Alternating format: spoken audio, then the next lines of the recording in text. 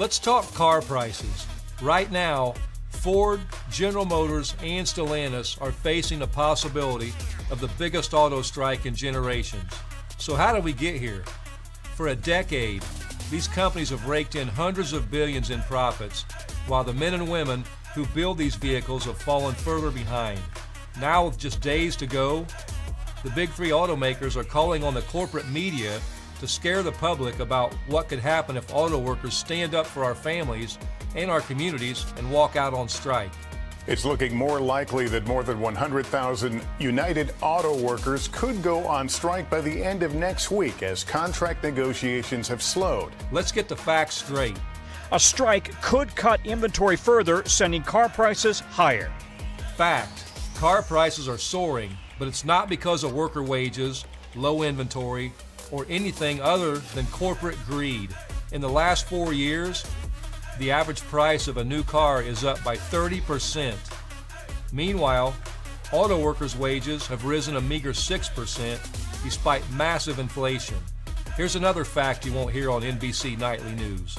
The Big Three made a combined $21 billion in profits in the first 6 months of this year. That's on top of the $250 billion in North American profits they made over the last decade. While the Big Three executives and shareholders got rich, UAW members got left behind. A newly hired auto worker at the Big Three makes less today than they did in 2007. Meanwhile, car sales are down while Big Three profits are way up. How does that happen? Price gouging. You think the profits from those higher prices are passed on to the workers who make these vehicles? Think again. Your money is going straight into the pockets of shareholders and corporate executives. The Big Three CEOs have seen their already massive salaries increase an average of 40% over the last 4 years, while the companies have poured billions into stock buybacks and special dividends to enrich themselves.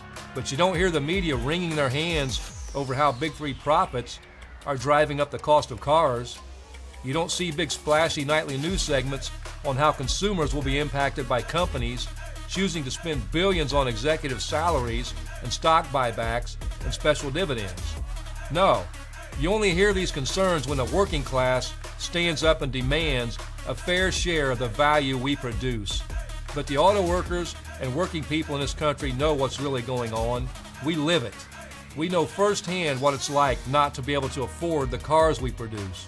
We know what it's like to live paycheck to paycheck while the companies we work for make out like bandits. We know what it's like for our communities to be decimated and our families to be torn apart by plant closures. We know the truth, and the truth is that the cost of a strike might be high, but the cost of doing nothing is much higher. We gave our economic proposals to Ford, GM, and Stellantis well over a month ago with a clear message. We aren't going to stand by and allow you to drag out negotiations. September 14th is a deadline, not a reference point. The American auto worker won't wait one more day to fix an economy that doesn't work for working people. The Big Three either aren't listening or they don't care.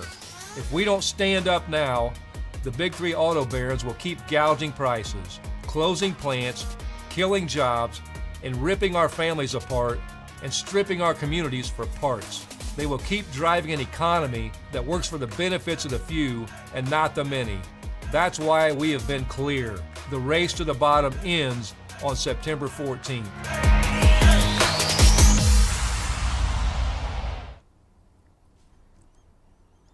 Hey, good evening, UAW family.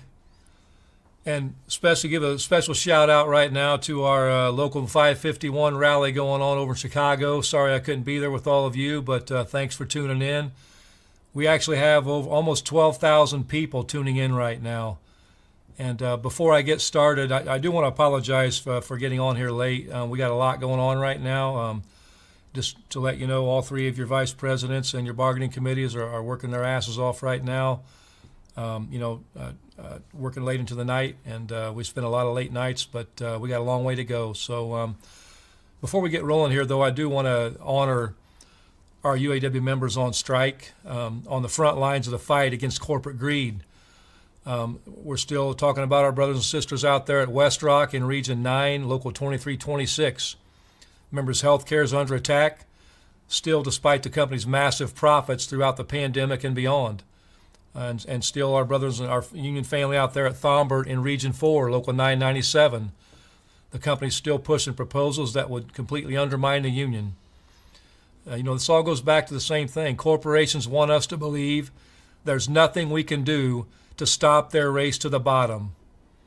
But our local 2326 members at West Rock and local 997 members at Thombert are proving them wrong. Never forget that when our labor isn't valued, we have the power to withhold it. We have the fundamental power of a strike.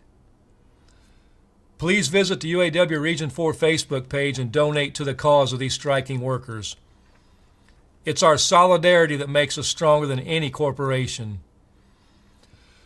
So tonight we're going to talk about what's on a lot of people's mind. With 6 days left until our contracts expire at the Big Three, the automakers have yet to offer our members a fair contract.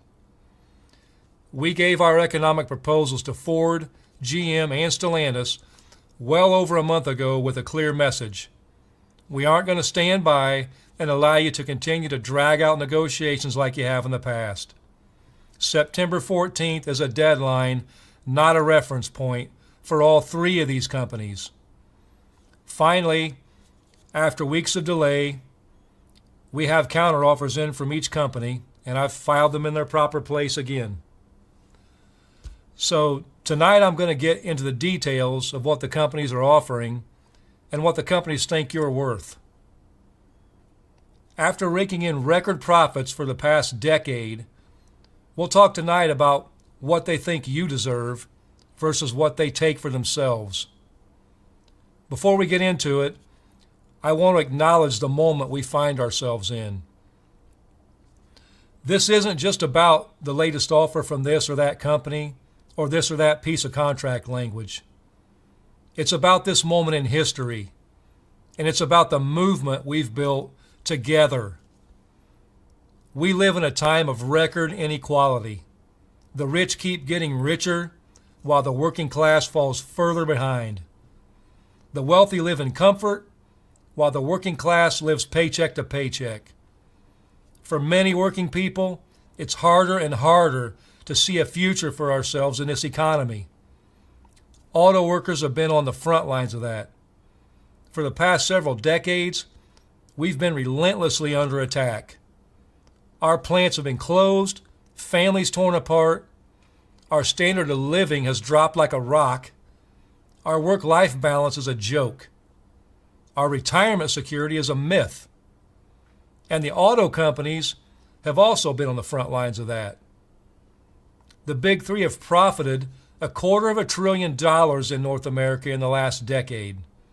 Their CEOs have made hundreds of millions of dollars personally.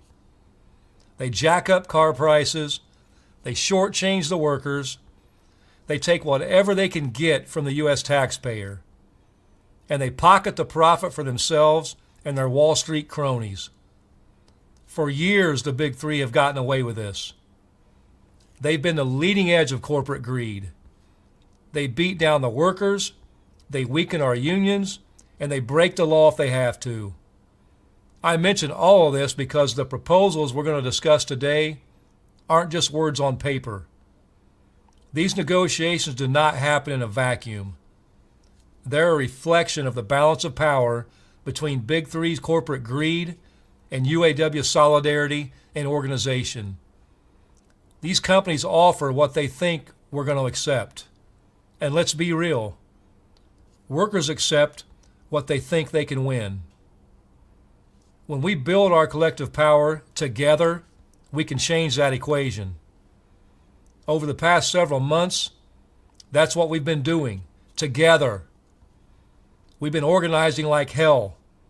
We've been speaking the truth, and we've been standing up. And that's what we're going to continue to do up to and beyond September 14th if the occasion calls for it. So before I get into the details of these proposals, I also want to take a minute to recognize our incredible negotiators on this contract. Vice President Mike Booth, Vice President Chuck Browning, and Vice President Rich Boyer have been doing an incredible job of leading your bargaining teams that all of our members elected. They see the incredible organizing going on at the plants and locals across all the country, and it keeps all of us charged up. They have your back, and they know you have theirs. So let's get into this. 7 weeks ago, we put forward our members' demands. These were our core economic proposals to the companies that reflect the sacrifice that we've endured and the profits we've generated for the Big Three. For weeks, we've heard nothing. Crickets. Finally, last week, we got a counteroffer from Ford and still nothing from GM and Stellantis. So we filed unfair labor practice charges with the NLRB against GM and Stellantis for their refusal to bargain in good faith. What do you know? Despite talking about how offended they were and how the charges were frivolous, suddenly they got their act together and offered up proposals to our demands. This week, we finally begun to see all three companies at least submit something, which is why I wanted to have this update. On Wednesday, we gave Ford a counter proposal to Ford, and they in turn responded on Thursday. On Thursday morning, GM gave us a proposal, an insulting proposal, but still a proposal. And finally this morning, Stellantis gave us their counteroffer. Here's where things stand on our core demands. Under tiers, we need to end the broken system of unjust tiers. We believe in equal pay for equal work, that no worker should be treated like they're second-class citizens. We proposed a 90-day progression to top rate, the restoration of pensions, and post-retirement health care for all. Ford has proposed a 5-year progression, down from the current 8 years, and they rejected all pension and retiree health care proposals. GM proposed a 6-year progression, also rejecting all of our pension and retiree health care proposals. And they want to continue the substandard pay scale for CCA and GMCH workers. Stellantis also wants to keep a 6-year progression to top rate, maintain the tier system by rejecting all pension, retiree health care proposals, and keep the substandard pay with our parts depots. Under wages, in our member demands, we propose significant double-digit pay increases of 40% to match the salary increases of the Big Three CEOs, to catch up with this brutal inflation and to make up for decades of falling real wages in this industry.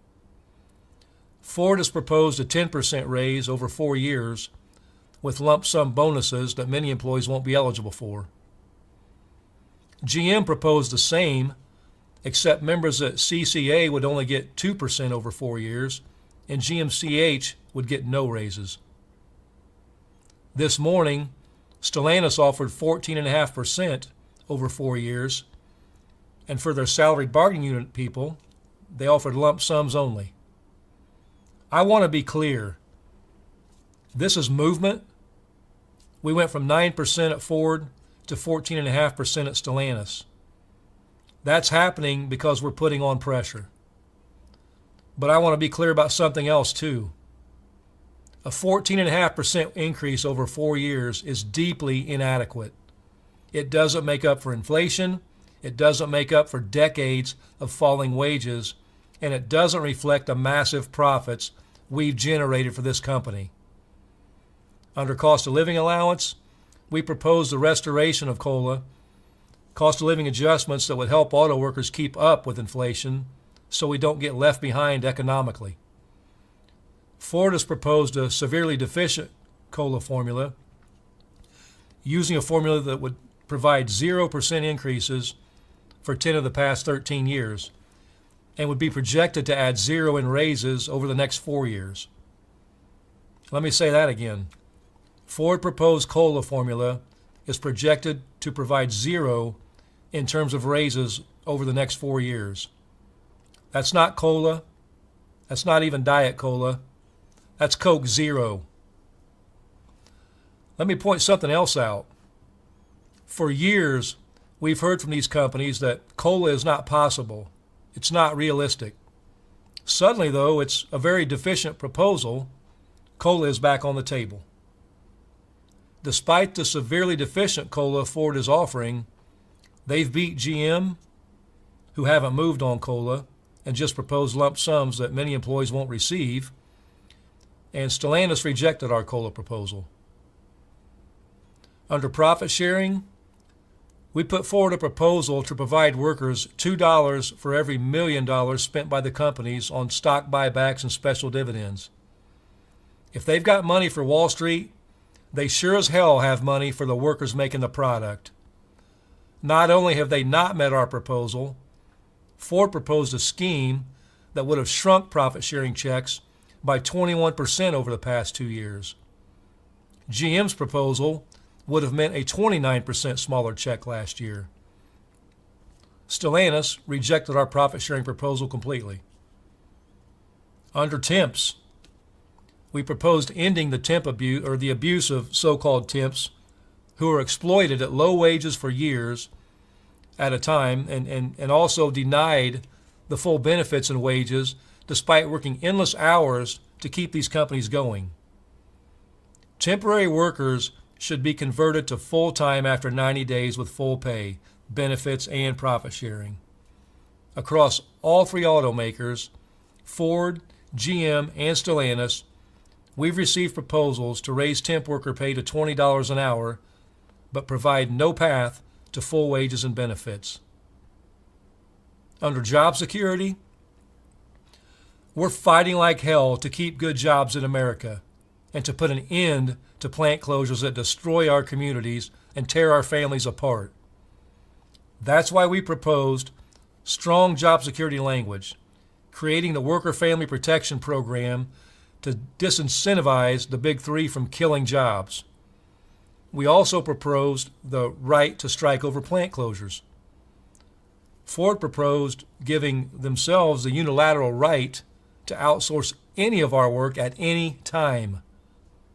GM rejected all of our proposals around job security, and Stellantis did the same, rejecting our job security proposals as well. Under work-life balance, we all know that living in a plant 7 days a week, 12 hours a day isn't living at all. We need real work-life balance so they can't just keep working us to death. Auto workers have families. Auto workers have communities. And auto workers deserve a life. That's why we're pushing for more paid time off and holidays and a shorter work week.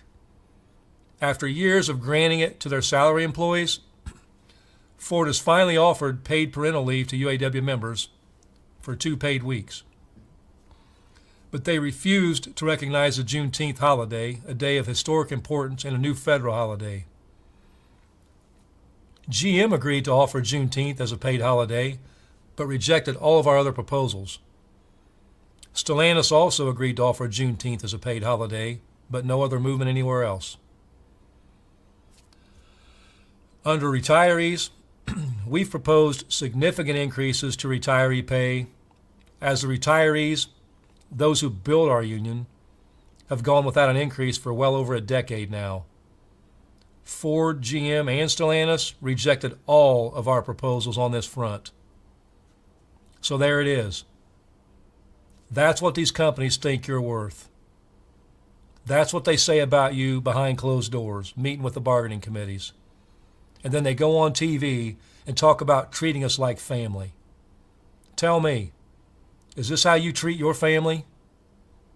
Do you tell your family, good luck living paycheck to paycheck, but I'll keep my $29 million a year? Do you tell your family, go make cars 7 days a week, 90 days in a row, so I can buy a second house in Mexico? That's not how I treat my family. So listen, I've heard the nonsense from some Big Three executives and some of their friends in the media about my foul mouth or theatrics or this or that. I want you all to know something. I don't do these updates because I just want to blow off some steam about insulting proposals. I do these updates because our strength as a union is in our membership. Our strength as working people is in our unity. You all deserve to know what they're saying about you. You all deserve to know what's being negotiated about your future and about your life. I want to be clear. We want a deal. We're ready for a deal. But it's got to be a deal that honors our members' sacrifices and contributions. We aren't going to lay down and take whatever scraps they give us. It's time, it's long past time that we stand up. And we're serious about this deadline, and the companies are serious too. Just yesterday, I saw reports of Ford taking out big loans and prepping scabs to work if we go on strike. They're getting ready, so we're getting ready. If we hit 11:59 p.m. on Thursday without a deal at any of the big three automakers, there will be a strike at all three if need be. In the coming days, we're going to be sharing more with you on that front, but I want all of you to be ready. I've got 2 words for every big three worker out there listening. Stand up. Be ready to stand up for yourselves, for your families, and for your communities. Be ready to stand up against corporate greed, against management's lies, against distortions in the media. Stand up for what's right. Stand up for what you believe in. And I truly believe, just as a Gallup poll recently showed, when 75% of Americans said they stand with us, I truly believe that all of America will stand with us in this fight. So I thank you all for joining me tonight, and we're going to keep updating you as we keep going. I'm going to try to look through some comments. We actually have over 1,800 comments right now, so bear with me.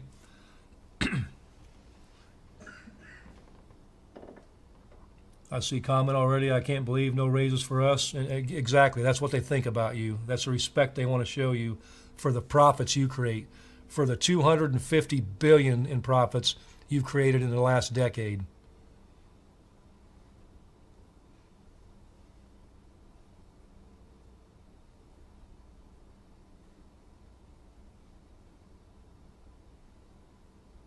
Yep, we make them richer and they try to send us to the soup line. That's why we keep filing the offers in their proper filing cabinet back here, and we'll just keep filling that thing up until they want to get serious and take care of your demands.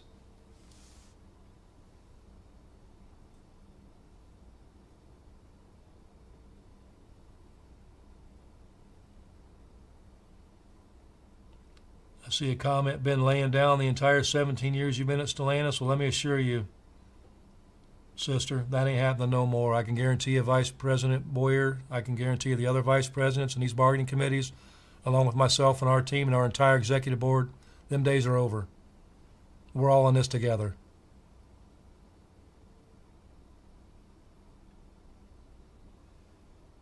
I see a member, somebody from the CWA's on here saying they support us and always glad. We all stand together. Let me assure you, I've talked to the president of AFL-CIO, Liz Schuler. She sent a message today to let us know that all the unions stand together. They're all behind us, and we stand with them. That's what solidarity is all about.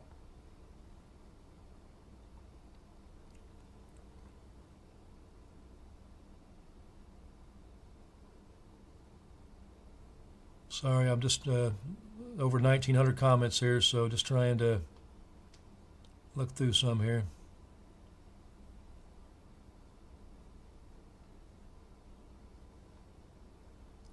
Yep, I see a comment here, no raises for SBU. It's ridiculous. You're damn right. How they can stand there and hand us a proposal at Stellantis that says hourly workers get this and SBU gets lump sums. It just shows the disconnect of the reality of where the companies stand with the workers who create these massive profits. So it's disgusting.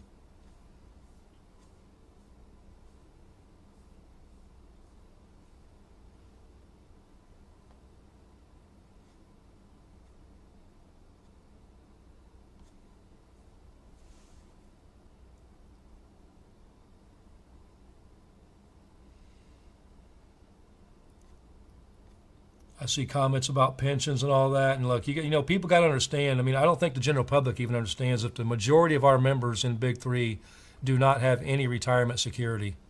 No pension, no post-retirement health care. So, you know, those things have to change. And our retirees that have been out there, that laid the groundwork for all of us to be here, they haven't seen anything in over 17 years. So it's time. I mean, you know, we've got a lot of work to do and a lot of movement to make here. And the one thing I really love about this, we're approaching 2,000 comments now, is just, and over 12,000 people on this update, is just the solidarity we're seeing among our members, among our communities, with the general public, and among other unions. That's what this is all about. We don't just fight for ourselves, we fight for the entire working class. Everyone gains when we do well. We got to get back to setting the standard and raising the standard for workers everywhere. So that's what this is all about. That's what our fight's about. We all stand united. So I appreciate everybody getting on. You know, and let me assure you, the committees and the VPs and us, we're working around the clock to make sure you get your share of economic and social justice. And we're not going to stop until we get it. And ultimately, you have the final say. This is your contract, and we're going to fight like hell and stand together to get what you deserve. So thank you all for being on. I apologize again for getting on late, but we got a lot going on right now, as I hope you understand, and we're going to continue to do it and get back to it. So we'll update you as things progress. So look forward to it, and thanks a lot.